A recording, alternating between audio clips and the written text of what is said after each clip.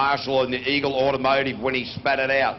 You want to keep the boat on the track. You want to keep the momentum sorted. The lights are fully on now. There is no transition between the darkness and the artificial light. This is the time of the night when it really is going to matter.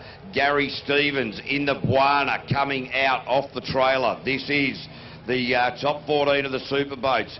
Gaz has provided a very good show for us so far tonight. Parked it up on the dirt, has spun it out backwards. He's got the big headlights on. Damon Murray doing the navigational duty. Supercharged 406 cubic inch Chev. This thing, is Gaz Stevens going to light it up, or is he going to play it smart? Gaz certainly not giving it everything it's got. Oh, Gary Stevens! Oh my goodness, what a show! He's travelled 499 metres up and down and in and out. That was spectacular! How close was he to that light tower? It must have been millimetres, and he's just missed that light tower, so he's got to thank his lucky stars at least for that.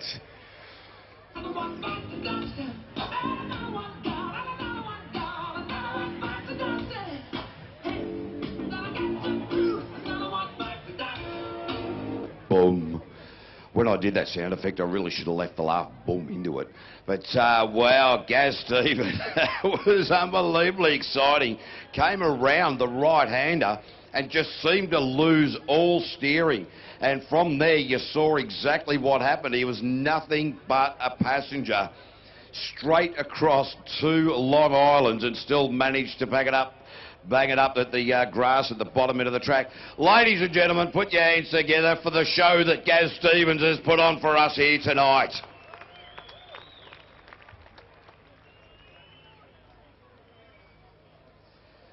So, well, I'll tell you, this is exciting. As I've said plenty of times, if this doesn't make the hairs on the back of your neck stand up, you might want to go to the doctor, because it could be very well that you're dead. So, very, very exciting times as we just effect the rescue there of Gaz Stevens. So our rescue crew put to work once again. Got the power into it, so he'll get back to the trailer under his own steam, albeit slowly. And would probably have a lot of weed on the intake of the grill. I'll tell you what, he nearly turned that boat into a plough. Could have turned it into a spray machine, the amount of time he spent on the grass out there as well.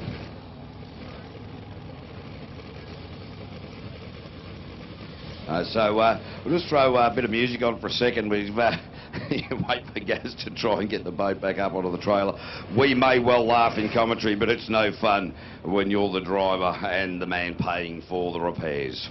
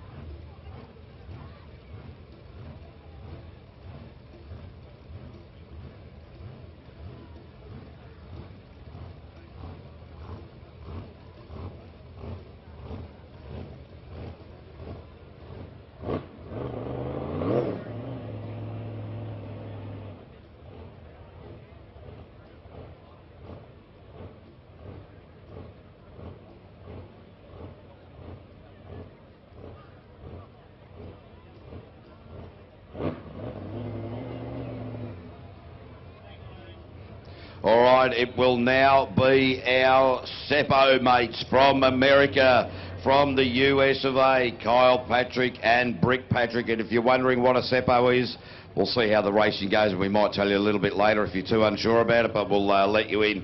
These guys running about 12 pounds of boost in this boat now. Leighton Manel usually runs about 32 pounds of boost in this twin turbo with 1,500 horsepower. Brick Patrick, Kyle's son, doing a great job out there. Got the hand way out there. Oh, Kyle nearly had a look into the wrong chute. And I'll tell you what, jumping into a twin turbo for the first time, hasn't raced under lights for a very, very long time.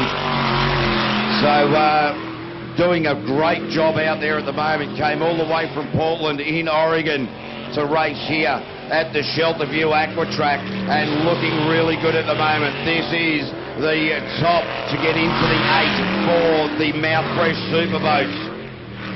Yeah, he's got to be really, really wrapped with the performance so far, and obviously the more he drives this rig, then the better, more comfortable, and ultimately quicker he is going to get. But a good run there from our American brothers, a time of 56.401. Now, just quickly, Jace, are you aware what a seppo is? I don't know. No, I'm not. All right, okay. I'll have to explain it to you, but don't tell any Americans about it, because they don't like it.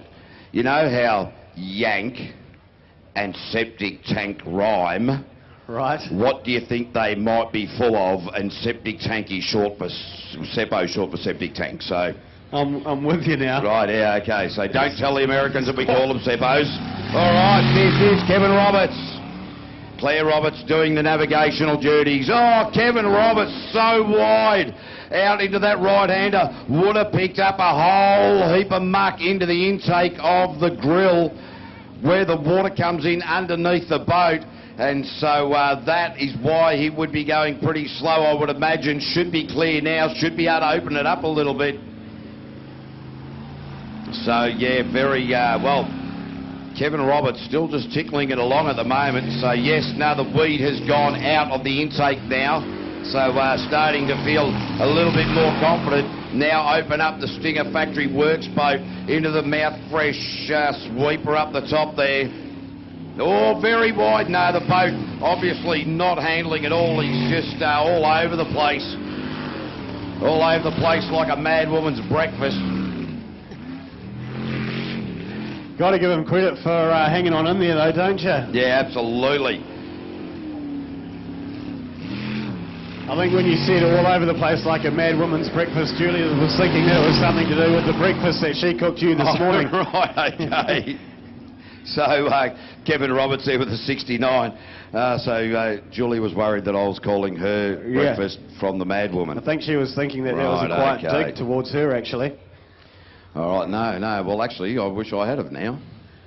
I've also been told a bit of intel as well that the only reason that you've never got breakfast before is because you're never out of bed. Well, you know... When you get home at 5:30 in the morning, I guess it's well, you're entitled to a couple of hours. Well, that's right, you know. I like to see the sun come up, but from the other end of the day. So, Kevin Roberts there with a time of 1:09.283. So 69, so he will be very lucky to feature into that top 8. Really, just that first right-hander got a gutful of dirt onto the intake of the grill, and then after that was just tickling it along thereafter, and you saw that. So we've now got Scruffy the tugboat heading out onto the track at the moment. What time's Scruffy going to post? The Texas Magic written on the side of that,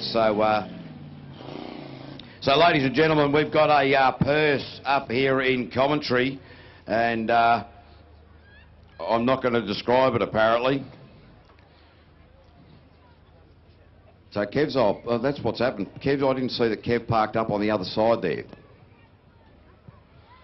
Oh, yeah, he was just sitting behind the flags, by the Altherm window system flags, and we'd like to thank Altherm for their continued sponsorship of the NZJSA.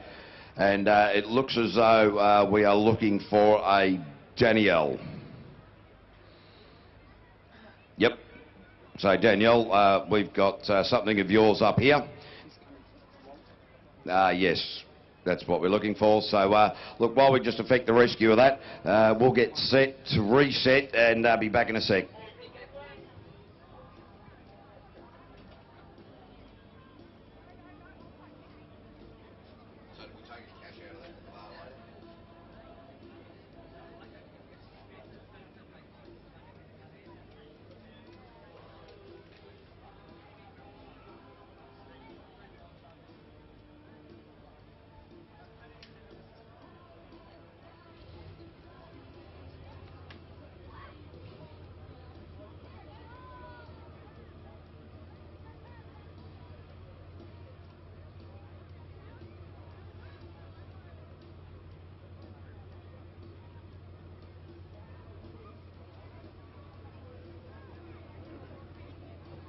All right, now we're going to go back racing. This is Graham Hill in liquid gold. Graham went across the finish line last time and then threw a big heap of water at our safety crew. Graham, by his own admission, does not like racing under nights, has a lot of trouble seeing the track. So we keep our eyes on this one, because Graham Hill, the last time out, lots of hesitations, lots of guesswork, to be fair. Amanda Kiddo doing the navigational duties here, the Nissan Twin Turbo, very quiet in the scheme of jet sprinting worldwide. Into the hairpin with Graham Hill, got in there very tightly, bogged it down a little bit. He won't be overly concerned about that. Graham's whole agenda here at the moment is to keep this boat in the middle of the track, and he runs up the inside of that island like he did last time out, which is why he ended up outside the track. But Graham Hill really having a lot of trouble out here.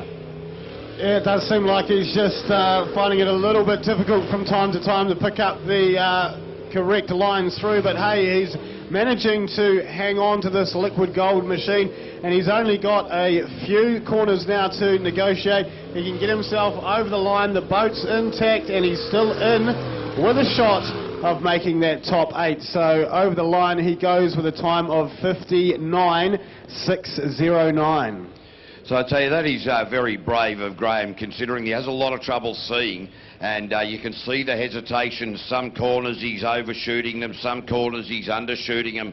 And, well, once a racer, always a racer, and regardless of whether you can see, whether you can't see, whether you need a guide dog or one of those sticks to get you around there, he will get out there and give it a crack. So our next boat to face the starter will be Rusty 1, Aaron Hansen and Julianne Shanks. These guys submarined last weekend a boat in South Australia. They got up on the side of the track, came back in again and submarined the boat and hydraulicked an engine over there.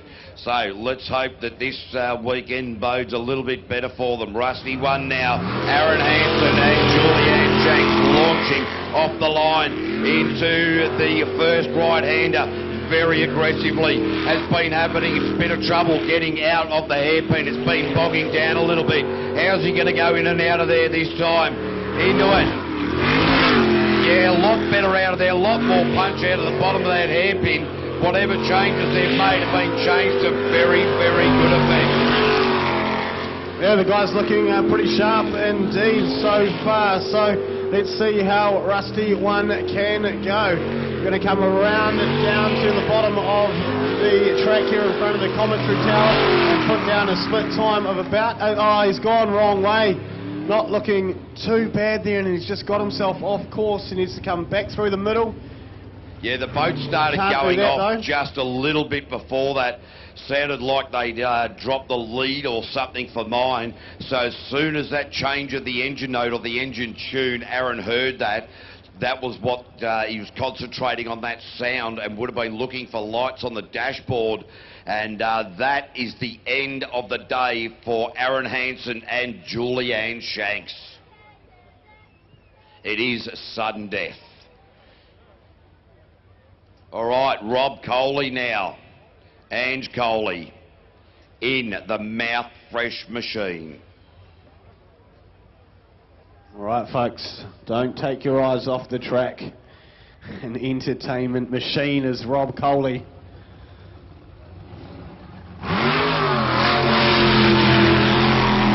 There he goes, absolutely hammering it out of the blocks and getting around that first right-hander really, really well. He's around the mouth fresh sweeper now. Let's see how he goes through the hairpin, the all-important hairpin. He's butted off, but actually got through there very, very neatly indeed. So he'll be happy with that. And so far, Rob is looking very, very sharp indeed. The boat is dialed in, and everything is going along nicely. He's hammering it around that mouth fresh sweeper at the top too.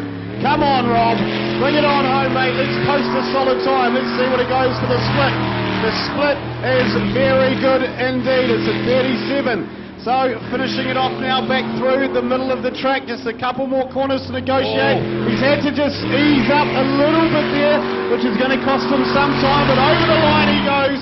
It's a 52.245. Good run there from Rob Coley, straight to the top of the table. came out there full of aggression, full of confidence. One hesitation in the latter part of that lap. Might have just got a little bit confused in that run for home, but he nailed it. And I'll tell you what, he pinned the tail on the donkey around the hairpin as well. So that is the best, smoothest and most confident run that we have seen for Rob Coley tonight. And so that is a very positive thing. You can hear the quad rotor turbo just starting up down there at the moment. Scott Donald is down there. Looks like the Meena machine with Richard Murray. Scott Donald in the white boat coming back off the ramp again now. Interesting. The Meena machine with Richard Murray got the big green stuff going on. We can hear that thing. It's starting to just absolutely hammer the 440 cubic inch blown Ford. You can hear it hunting its way to the line. You can feel the vibration through the ground as this thing launches off the line. All right, here goes our hometown hero, Richard Murray. Let's see what they can do. And the big beast of the Meena machine. Pretty wide out there, but coming around to the hairpin now.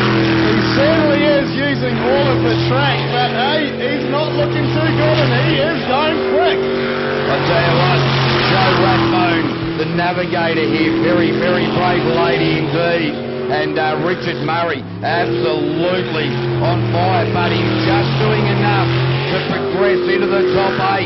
So the split is down from where Rob Coley was. Oh, he got untidy in the right-hander. So Richard Murray setting it up for home, easing it off, now squeezing it towards the finish line. So Richard Murray, it's a P2 at the moment with a 53.616. Good on you, Rich. I tell you, Richard Murray has broken more navigators than Greeks have broken plates at a wedding. He really has. He's broken a bloke's eardrum. He broke his brother-in-law's wrist. He broke the current navigator who's sitting in the boat. He broke her leg. And there's probably a few others we don't know so much about as well. And he just seems to always get off scot-free as well, No, he never gets injured at all, which is great. Julia Murray's quite happy about that. She'd rather see, the wife would rather see the navigators getting dinged up. She's quite happy to go to hospital, see navigators. They're expendable anyway. They're a dime a dozen, ladies and gentlemen. All right, Scott Donald, Nicole Reesby now. Wicked and wild, 500 cubic inches of Dart engine. They stepped this engine package up from a 410 cubic inch sprint car engine. And the farmer from Featherston is the driver. And they came into this with a pretty quick time. Oh, geez, he bogged it down on the exit to the right-hander. Scott Donald came in here with his best time of a 51.812. Not too bad out of that hairpin, that all-important hairpin. We keep going on about it. There is more to the racetrack, but you can lose so much time getting in and out of that hairpin. It is the make-or-break corner. Scott Donald looking pretty confident under lights, you would suggest, Jake. Yeah, he sure is. He's looking really, really good indeed. A split time, which is a 39, so he'll have to just try and pick up a few more tenths if he can. Coming through, but he's just gone the wrong way. Scott Donald, has he thrown it away? You might suggest that he has. Go left there, Scotty. Now come straight towards commentary. That's the way. Now he's back on course. The angry button has just been pushed. You can hear it. Scott Donald. Oh, and a 108.4. Really? 68.4, he'll be gutted. He will be, yeah, really, really unfortunate there. He was, you know, just putting it through that he was probably looking relatively likely to progress, and now just with that one mishap, could be lights out. I like the methanol just burning through the exerms there, through the exhaust pipes there, but we were just talking about how good he was looking under lights. And, well, then he had a brain fade, must have heard what we were saying, and his head swelled a little bit, and sitting there going, geez, I must look pretty good, even the blokes up there are saying so. And, well, that was the end of that, just got it all wrong. So, at the moment, it's Rob Coley on top with Richard Murray and our mates from the US, Kyle Patrick, in 3 at the moment. We're all trying to get into this top 8. So this will be the quad rotor turbo. They put oil in the fuel of it. It's like a 2-stroke mixture. It will smell sweet. It will sound aggressive. It will sound high-pitched, but the boat can go. Richard Burt at the helm. Haley ho. Richard Burt loves racing under night. Or at night, not under night. Well, you can be under night, at night. With lights. With lights. Oh, bogged it down. But the jet unit really hooking up. These rotary engines really need to rev a lot higher to get the maximum out of them. People said to Peter Host when he first built this boat, you will never get a rotary engine to work in it. Oh, Richard Burt untidy around the mouth press sweep of the boat, knifing a lot. Richard Burt probably a bit heavy on the wheel as well. So, into the right-hander, shaved the inside of that island in front of commentary. The split was a 37. Yeah, he is looking good, KV. Just a couple more corners now, and he might be able to find himself up the top of the tree. Let's see what he's going to do. Second time of 52.625. So great run, though. 400ths behind Rob Coley at the moment, but yeah, really good run. Oh, that smell. Smell that. There's your perfume there, mate. Oh, that's the perfume. That is just wonderful. Geez, I tell you what, after smelling that, I hope they don't drug test me on the way home. It is just beautiful. Oh, geez, I tell you, everyone up here just trying to get mouthfuls of it, aren't they? Just trying to breathe it in. Oh, except Tracy, she's coughing it out. So now we go down to... Just trying to see who this one is. This looks like Nick Berryman. Go to Team Riverjet Jetsprint page, give it a like and get in the running for some T-shirts and some caps. So Nick Berryman and Tanya Ironmonger. The benchmark at the moment set by Rob Coley at a 52.245. Nick Berryman came in here with his quickest time of a 50.9. The Whipple Supercharger, he got it untidy. We saw a really good look at the underneath of that hull. Yeah, he's definitely got the package here to get up and find himself at the top of the tree, but he would have lost a few tenths going around that hairpin, but he has been very aggressive all afternoon here at the shoulder view at the track and still trying to give it absolutely everything at the moment. It's a split of 39, so he's just a little bit down on our top guys at the moment. Can he pick up a wee bit of time? And how is he going to look when he crosses the line? Where is he going to be sitting on the pecking order? 54.322. Nick Berryman into P4 at the moment. I'll tell you what, he got that much air under the boat out of the exit to the hairpin. He could have been advertising on Airbnb.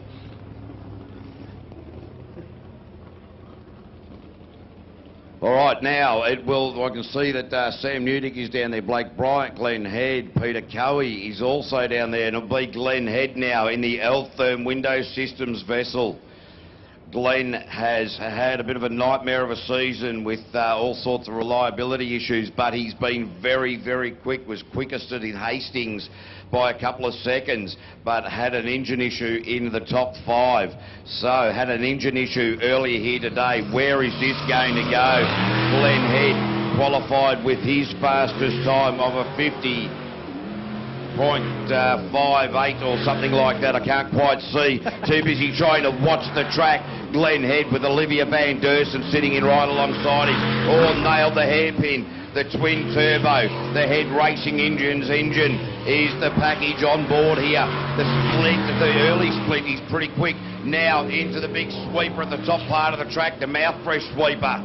In around the namesake island Altherm to the far side of the track. This will give us an idea of where he's at. Glenn Head is quick, very quick, the 36.302, the quickest split in this top 14.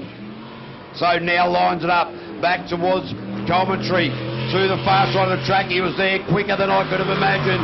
Glenn Head 49.920 straight to the top by 2.3 seconds. That is a very tidy run. Unbelievably impressive, and hats off to the team as well, with those guys having all sorts of issues with the boat and now fixing it up, and it's just running like an absolute dream. So wonderful time there, 49.920. Well, he's the first boat under lights to go sub 50. Sam Newdick has gone quicker, but that was during the day.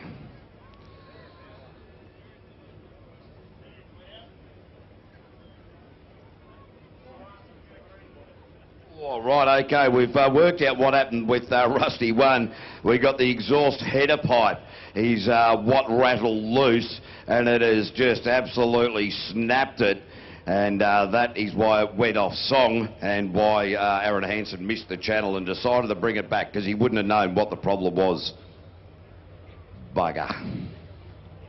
So Aaron Hansen... well, actually, we're now looking down onto Blake Bryant and Kate Hugerbrug in the Bars, Bugs and the Harvest Transport boat. 512 cubic inches of GM Motorsport engine.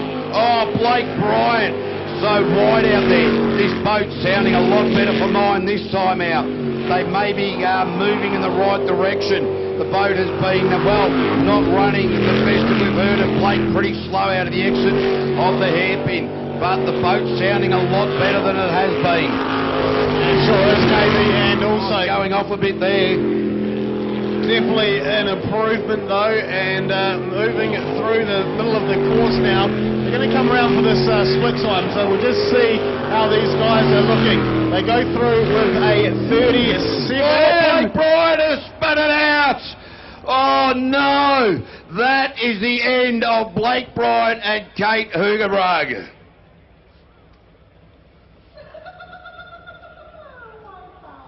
Yeah, that boat thought it sounded better off the line than it had been, and then it started, for mine, started going off a little bit. So that is a very unfortunate end to the night for Blake Bryant and Kate Hugerbrug.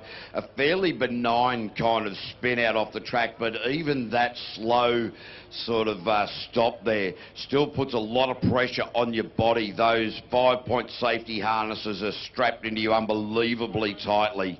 And so, yeah, even just small accidents like that, or apparently small, do put a lot of pressure on your body, on your brain, and all sorts of aspects of the boat. So Blake Bryant, he will not be happy with that. That will not do his championship a lot of favours, getting knocked out in this top lot. He was running second in the championship. This gives Sam Newdick and Nick Berryman a very good opportunity to gain some valuable points on that championship.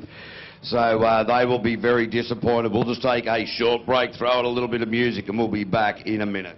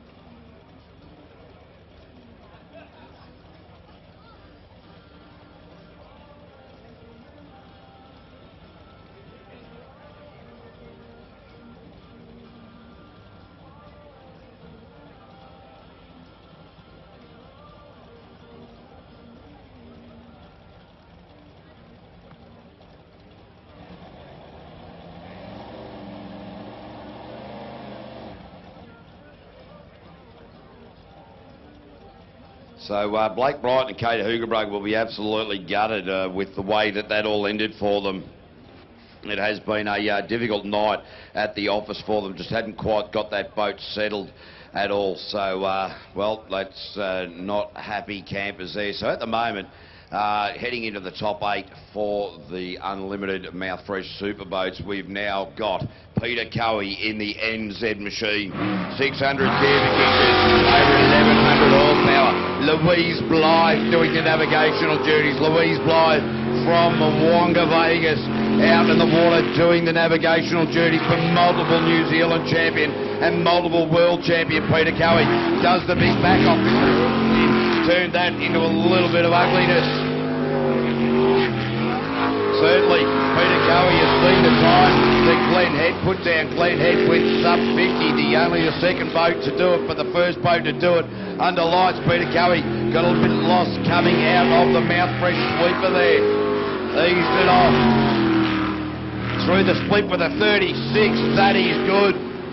Yeah, come on, Pick, bring it on home now, mate. He is absolutely fanging it at the moment. So let's see how he can go as he gets across the line, and what sort of a time is he going to post? Peter Cowie, 51.189 into P2. So, still a long way off the time, 1.2 off the time that Glenn Head posted.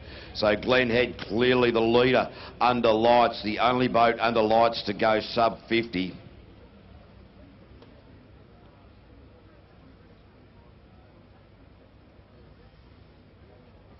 James Hayden, could you please go back to the Ryco trailer, please? James Hayden to the Ryco trailer, please. Oh, Hayden, James, you know who you are. So, all right, now Sam Newdick, the fastest man on the water here today at the Shelterview Aqua Track. Can he beat the time that Glenn Head just posted under lights of a 49.920? Sam Newdick has gone quicker. He just needs to get through to get into the top 8. Don't need to break the boat, don't need to break the bank. All right, let's see what Sammy can do. His fastest time that he came out was a 48.491, and you can see him just quietly going about his work at the moment. Pretty wide and having a bit of a cough through that hairpin, so that's going to cost him a couple of tenths as he comes around the bottom now, past the commentary tower and through this really quick part of the track, around the mouthfresh sweeper, and he is just not looking as smooth as he did in the last round, but of course still going very, very quick indeed. He's got a split of a 37, so that's not too shabby at all as he makes his way back down at the middle of the track. Let's see how we can finish it off and where he's going to end at this qualifying round. It's a 50.886, which lands him into P number 2. All right, so here's how it's going to look for the top 8. Our mates, our seppos. Kyle Patrick is going to go slowest to fastest. Kyle Patrick makes the 8. Nick Berryman, Richard Murray, Richard Burt, Rob Coley, Peter Cowie, Sam Newdick and Glenn Head into the top 8.